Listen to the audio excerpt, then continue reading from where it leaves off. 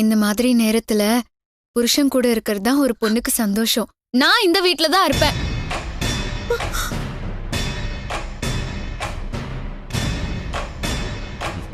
Hello, தேவையில்லாம எதுக்கு இங்க வந்து பிரச்சனை பண்ணிட்டு இருக்கீங்க? ஃபர்ஸ்ட் இடத்தை காலி பண்ணுங்க. முடியாது சித்ரா.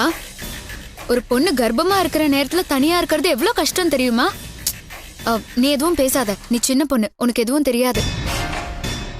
ஏய், சும்மா கர்ப்பம்னு கதை விடாத. நீ சொல்றத நான் நம்ப மாட்டேன். அந்த மாதிரி நடக்க வாய்ப்பே இல்ல. என் பையன் தப்பு பண்ணிருக்கவே மாட்டான். ஐயோ அத்தை, உங்க பையன் தப்பு செஞ்சாருன்னு நான் சொல்லவே இல்லையா அத்தை? நாங்க புருஷன் பொண்டாட்டியா நடந்துக்கிறது எப்படி அத்தை தப்பாகும்? அம்மா, இந்த கல்யாணம் நடக்கவே கூடாது. அதான் இவ பிளானே. அதனாலதான் குழந்தை கர்ப்பம்னு சொல்லி நம்ம எல்லாரும் குழப்ப பாக்குறாமா. நீங்க எல்லாரும் இப்படிதான் பேசுவீங்கன்னு எனக்கு தெரியும். அதான் பிரெக்னன்சி டெஸ்ட் எடுத்துட்டு வந்திருக்கேன். ரிசல்ட் என்னங்கறத நீங்களே பாருங்க. ஐயோ,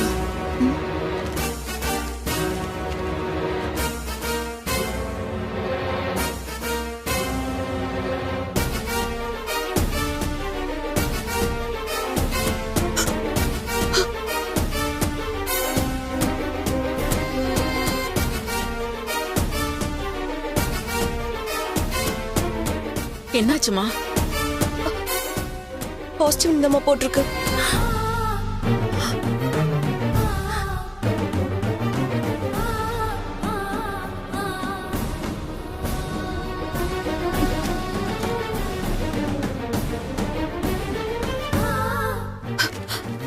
இந்த ரிசல்ட் நாங்க நம்ப மாட்டோம். இதுலயும் நீ ஃப்ராட் வேலை தான் செஞ்சிருப்ப. ஏய் வித்யா,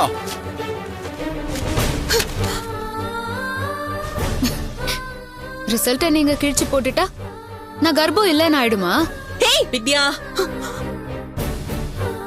இவன் நோக்கம் என்னன்னு நமக்கு நல்லாவே தெரியும்.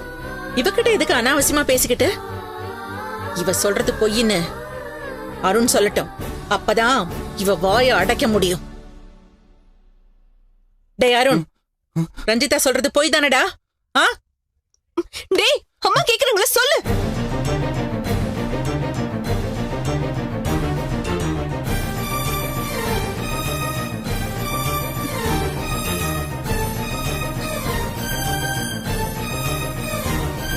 டேய், நான் உன்கிட்ட தான் கேட்டுட்டு இருக்கேன்.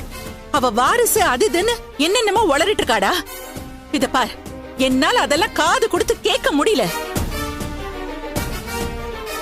அவ கர்ப்பமா இருக்கேன்னு சொல்றது பொய் தானே? அந்த மாதிரி எதுவும் நடக்கல.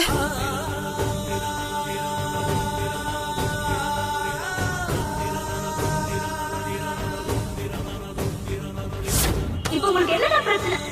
உள்ள வாங்க, வாங்க.